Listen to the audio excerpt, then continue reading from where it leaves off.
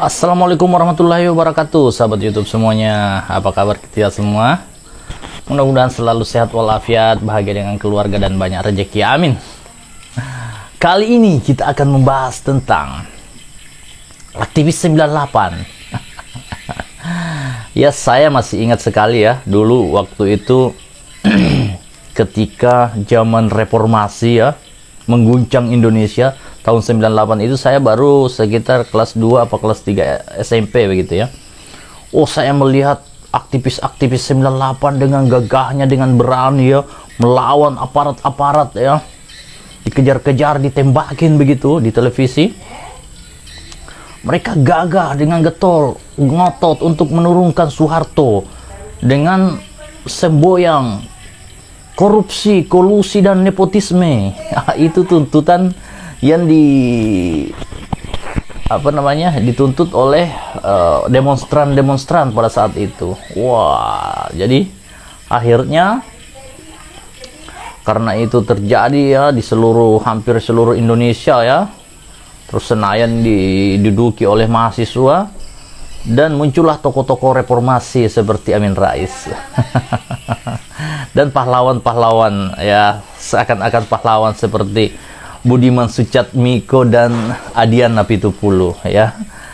Mereka sangat berani menurunkan Soeharto yang terkenal dengan tangan besinya itu ya, menggunakan kekuatan militer untuk melanggengkan kekuasaannya.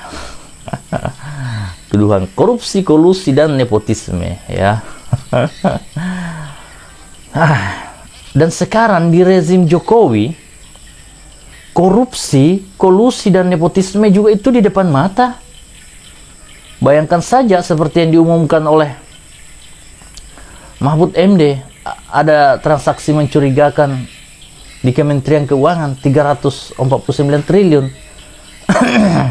Ya. Kemudian banyak menteri-menteri Jokowi yang ditangkap KPK terlibat korupsi. Ya. Terus pernyataan dari mantan ketua P3 bahwa 99,9% pejabat daerah itu korup. Ya. Terus Pak Jokowi sendiri anaknya jadi kepala daerah.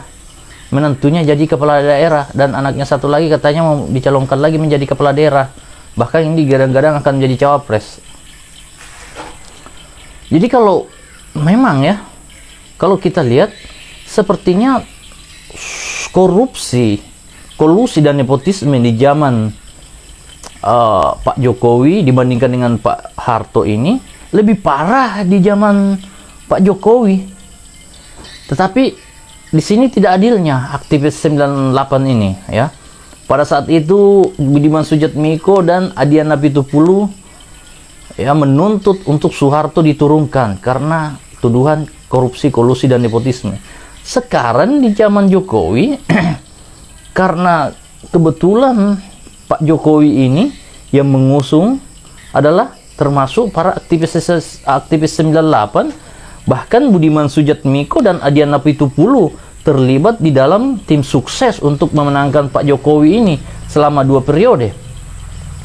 Dan apa yang kita lihat sekarang, korupsi, wah gila-gilaan, sampai ratusan triliun. Kolusi ya sudah barang tentu, tidak mungkin ada korupsi tanpa kolusi. Nepotisme, waduh, dinasti-dinasti di setiap daerah itu terlihatan. Gubernur anaknya jadi bupati, anggota dewan ya. Bupati anaknya jadi anggota dewan dan segala macam. Bahkan presiden sendiri pun anaknya bisa jadi kepala daerah, wali kota, dan menantunya. Nah, tetapi kenapa Adiana Pitupulu dan Budiman Sujatmiko hari ini tidak bersuara? Apa karena sekarang berada dalam pemerintahan, menikmati, jadi tidak bersuara? Berarti kalau begitu idealismenya itu idealisme bodong dong. Teriakannya dulu itu bukan teriakan idealis, tapi teriakan orang lapar barangkali ya. Karena zaman Soeharto mungkin tidak kebagian, kalau sekarang zaman Jokowi berada dalam pemerintahan, wena rek. Nah, tapi sepertinya Budiman Sujatmiko ini sudah tobat, ya, karena dia menyadari bahwa dulu di tahun 98 dia menurunkan Soeharto dengan tuduhan KKN, dan sekarang pun di zaman Jokowi KKN-nya makin parah. Akhirnya sepertinya dia mau legowo, mau meminta maaf kepada Pak Prabowo, dan datang ke kediamannya Pak Prabowo, ya. Ada apa? Padahal mereka dulu berhadap-hadapan. Apa sudah tobat? Cuma tobatnya kalau menurut saya ini salah posisi, ya. Kenapa? Karena Prabowo itu bagian dari orang yang ingin diturunkan rezimnya zaman dulu, ya, zaman Orde Baru, ya. Harusnya dia datang ke Anies yang tidak terlibat apa-apa, kalau secara kelihatan begitu, ya. Tidak terlibat apa-apa, karena Pak Anies bukan masuk dalam kekuasaan saat ini, ya. Nah, dia seolah-olah tidak ada kaitannya dengan Pak Harto dan tidak ada kaitannya lagi dengan Pak Jokowi, bahkan terkesan oposisi dengan Pak Jokowi, ya. Nah, kenapa Budiman Sujatmiko tidak ke Anies, ya kan? Kan malu begitu. Dulu berhadapan-hadapan dengan Prabowo, sekarang mau mendekat, ada apa, ya? Apakah malu dengan PDIP sendiri karena PDIP lah yang mendorong Pak Jokowi untuk membangun dinasti, ya. Karena PDIP lah yang mencalonkan Gibran sebagai wali kota. Iya, artinya PDIP sendiri yang di dalamnya ada aktivis 98 mendukung Pak Jokowi untuk membangun dinasti. Iya, karena beliau sendiri masih menjabat presiden dan anaknya jadi bupati, ya. Itu pasti ada, ya, kaitannya. Tidak mungkin murni bisa terpilih jadi wali kota kalau tidak ada unsur, ya, bapaknya begitu, ya, dilihat sama orang, kan begitu. Jadi kalau dilihat perkembangan beritanya itu, katanya Budiman Sujatmiko ini mau dipecat, ya, dari PDIP karena dinilai indisipliner, ya, melanggar, kurang disiplin, ya, karena sudah berani mendekat ke Prabowo, ya. Nah, bagaimana dengan Adiana Pitupulu, ya? Adiana Pitupulu masih membela-bela, ya.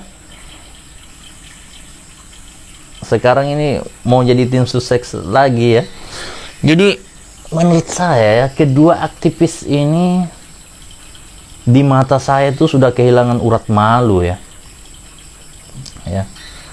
Kenapa? Karena jelas-jelas kita ini masih ingat dulu perjuangan mereka menantang Soeharto karena KKN, dan sekarang di rezim Jokowi ini KKN-nya tambah parah, kata Pak Rizal Ramli yang sekarang ini menggeruduk KPK bersama Amin Rais. Ya, begitu. Jadi akan bagaimana kisah selanjutnya? Kita simak terus perkembangan beritanya. Assalamualaikum warahmatullahi wabarakatuh.